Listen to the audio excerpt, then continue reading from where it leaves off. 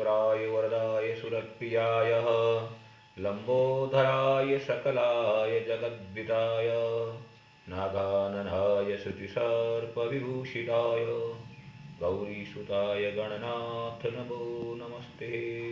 विघ्न विनाशक भगवान गणपति की जय हो। सच्चिदानंद रूपाय विश्वोत्पत्त्यादिहेतवे तापत्रय विनाशाय श्री कृष्णाय वयं नुमः। अखंड ब्रह्मांड जननायक भगवान श्री युगल मूर्ति राधा कृष्ण के चरणारविंदों में कोटि कोटि नमन करता हुआ सभी सनातन प्रेमियों को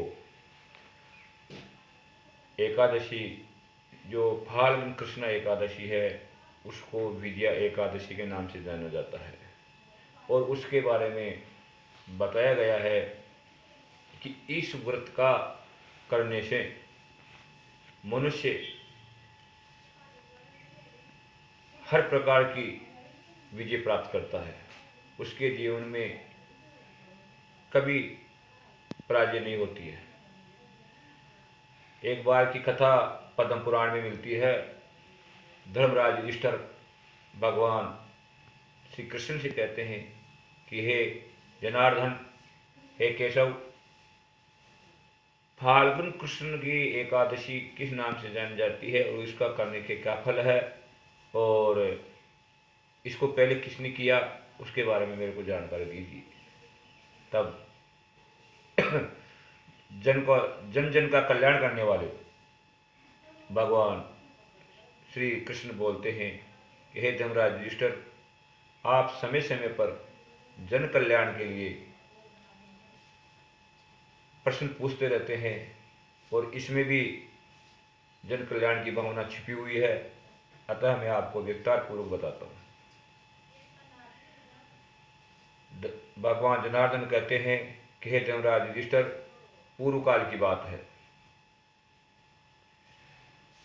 भगवान श्री रामचंद्र जी को जब वनवास मिला 14 वर्ष का, तो 14 वर्ष का वनवास का समय व्यतीत करते हुए पंचवटी में काफी दिनों तक भगवान श्री राम ने निवास किया और जब उनकी धर्म पत्नी सीता जी का रावण के द्वारा हरण कर लिया गया और जब हरण की जानकारी लक्ष्मण जी और भगवान श्री राम को मिली तो वो बड़े व्यथित हुए।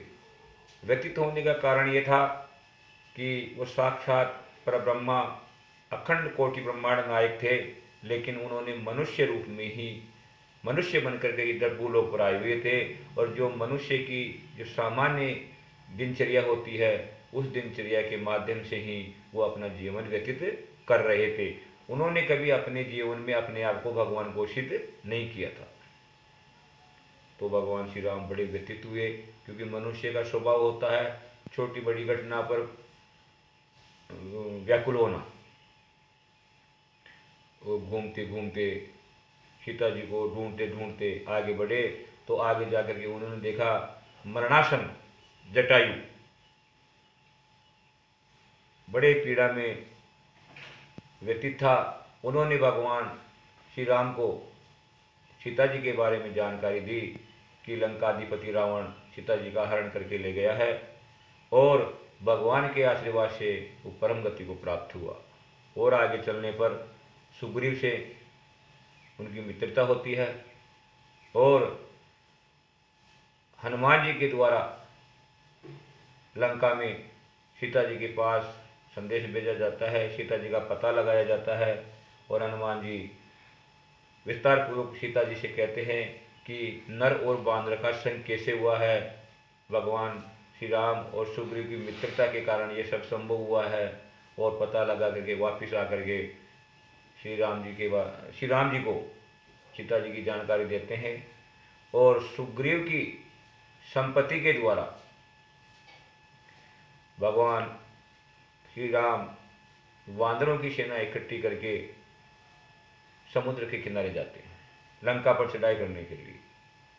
अब समुद्र अथाह समुद्र जो पानी जिसमें नाना प्रकार के हिंसक जीव विद्यमान थे, मगरमच्छ आदि, ऐसे हिंसक जीवों से भरा हुआ उस समुद्र को देख करके राम जी कहते हैं कि हे लक्ष्मण, इस समुद्र को अपन किस प्रकार लांघेंगे या लंका में कैसे पहुंच पाएंगे। तब भगवान श्री राम को लक्ष्मण जी कहते हैं कि हे प्रभु, आप अखंड ब्रह्मांड के नायक हैं और आप मेरे को इस प्रकार पूछ रहे हैं, आप सब कुछ जानते हैं,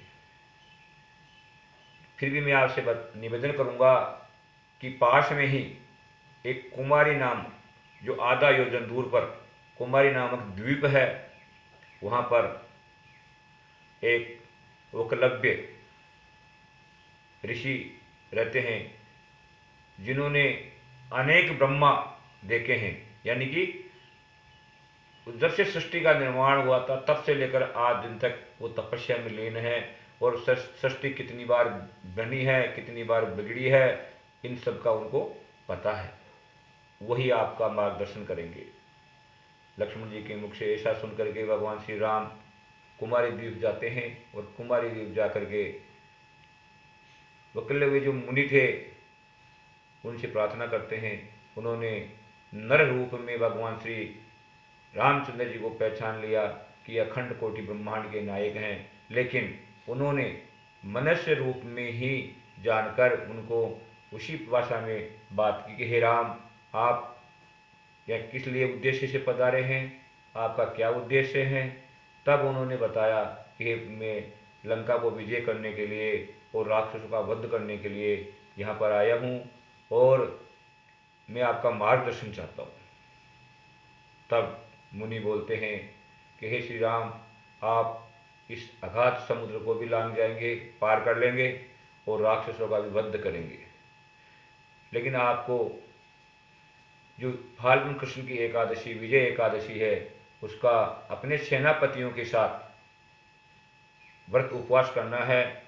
और व्रत उपवास करने की विधि यह है कि एक मिट्टी की वेदी बनाकर उस पर सप्त धान्य रखकर, तांबे का, सोने का, चांदी का अथवा धातुओं का कलश उपलब्ध न हो तो मिट्टी का कलश उस पर स्थापित करेंगे, और उसमें पूर्ण पात्र की जगह जोशे भरा हुआ पात्र रख करके भगवान विष्णु की मूर्ति रखकर दशमी के रोज ये कलश स्थापित आपको करना है, और एकादशी के रोज समस्त सेनापतियों के साथ कलश के सम्मुख बैठ करके भगवान नारायण की आराधना करनी है, रात में जागरण करना है, और सुबह वो कलश स्नान आदि से निवृत्त होकर के किसी ब्राह्मण को दान करना है, और फिर आपको पारना खोलना है।